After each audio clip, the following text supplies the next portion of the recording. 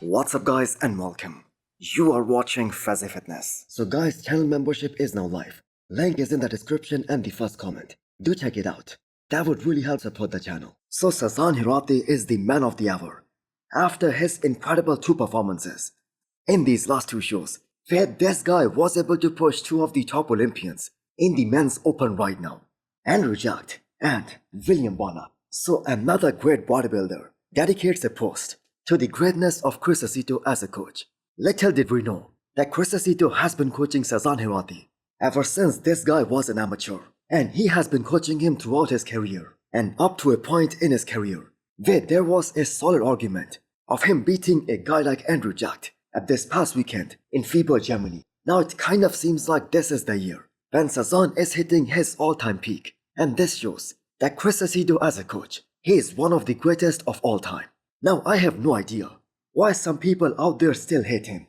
Aceto's work speaks for itself. He helped Derek bring his all-time best at this past Arnold after one of his worst performances, where he dropped down to third place at the Olympia last year. And we just saw Derek won that show, defying all the odds, and that too against the reigning Miss Olympia, Samson Dauda. Nobody thought that Derek will be able to bring up his squats in such a short time, and that too to such an insane extent. And Chris Aceto was the mastermind behind that. And also behind Sean Roden, not just in 2018, when Sean did the unthinkable, beating the legend, one of the greatest of all time, Phil Heath. He was with Sean all the way from 2012, up to a point where the man won the Olympia. And also another great legend, Jay Cutler, also worked with Chris Aceto from his younger days, all the way till he dethroned the greatest of all time, Ronnie Coleman. And all these great bodybuilders, they give so much credit to Chris Aceto for their success. So as of right now, we have Derek, the reigning Arnold champion, Andrew Jack, Akeem Williams, who are currently working with Chris Aceto.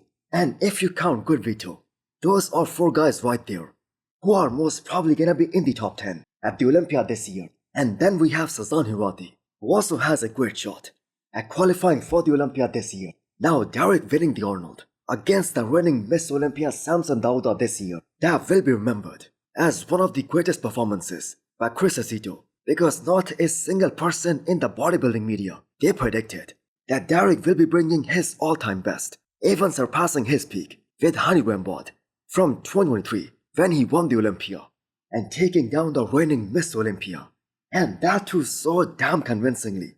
That was just nuts. So time to unconditionally admit Chris Aceto as one of the GOATs in the elite coaching scene in bodybuilding.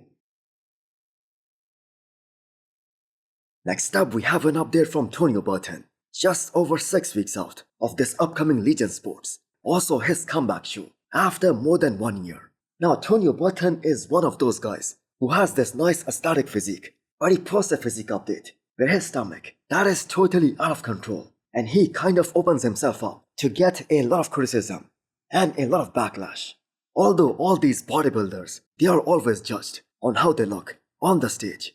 But have you guys ever seen Hadi Chopin, Derek, or Samson Dauda post a video where their guy looks like that?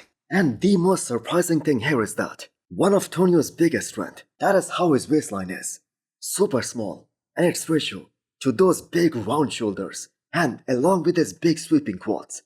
He's a very gifted athlete, and that is why he beat so many good bodybuilders at his last Miss Olympia appearance, despite being the most lightest guy in that Olympia lineup back in 2023. So what kind of surprised me the most is the fact that he can control his stomach pretty damn well, and the man still chose to post this video. Well, the positives about this video is that he does seem to have put on a lot more size.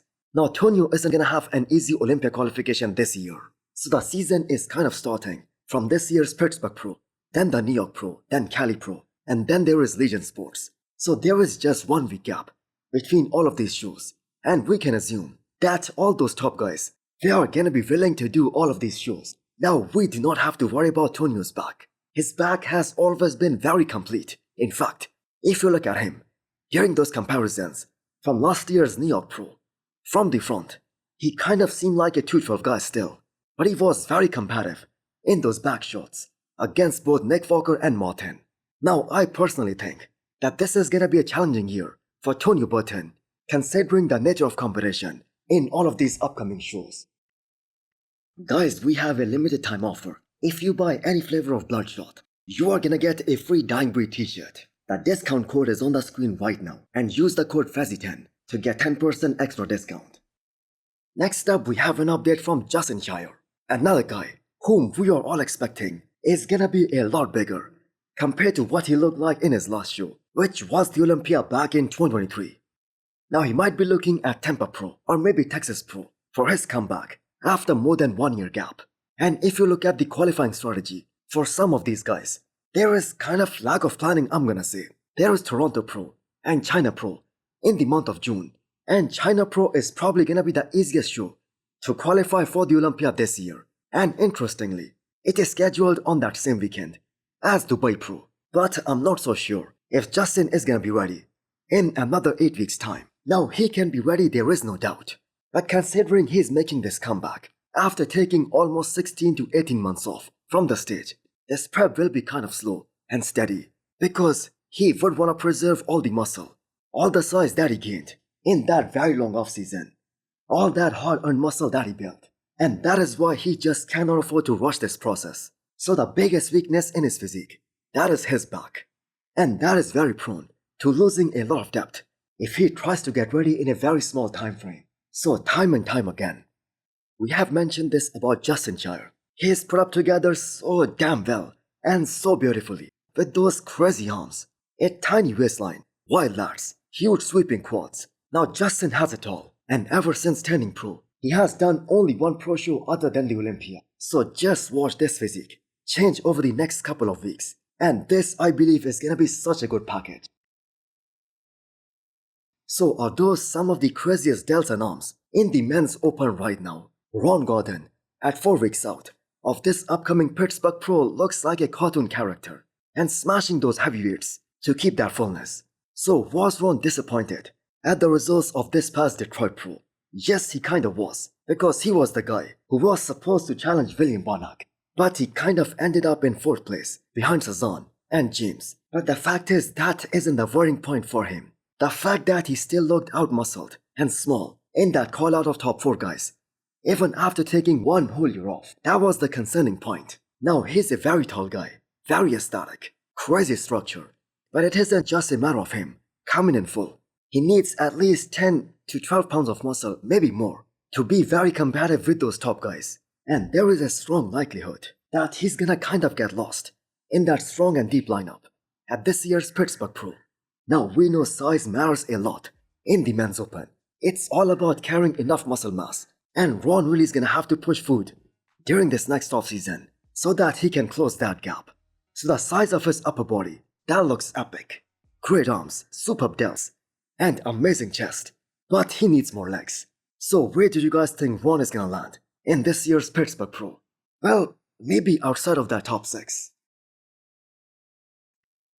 Next up, we have an update from Patrick Moore, the former California Pro champion. And from the caption in that picture that he posted just now, it seems like he's gonna be jumping into this upcoming Cali Pro. And after all the accusations that were put out there in public by Patrick Moore about his former coach, we really wanna see how he does if he peaks perfectly for this upcoming show. Now, my personal opinion regarding Patrick and his performance at his last show, which was the Arnold, Ohio this year, is that no matter how he looked or how perfectly he peaked for that show, the placings of Patrick, they just would not have changed because the lineup was just too damn deep.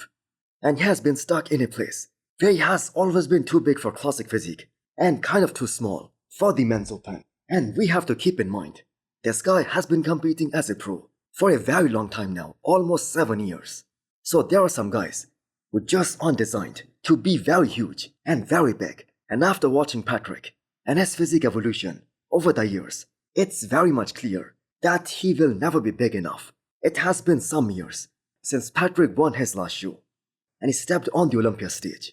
And if Cali Pro is his only plan, he's gonna miss this year's Olympia as well, because all of these shows in May and June, they're gonna be so damn stacked. So hit the thumbs up button if you liked the video and smash the subscribe button if you wanna come back for more. Thanks for watching.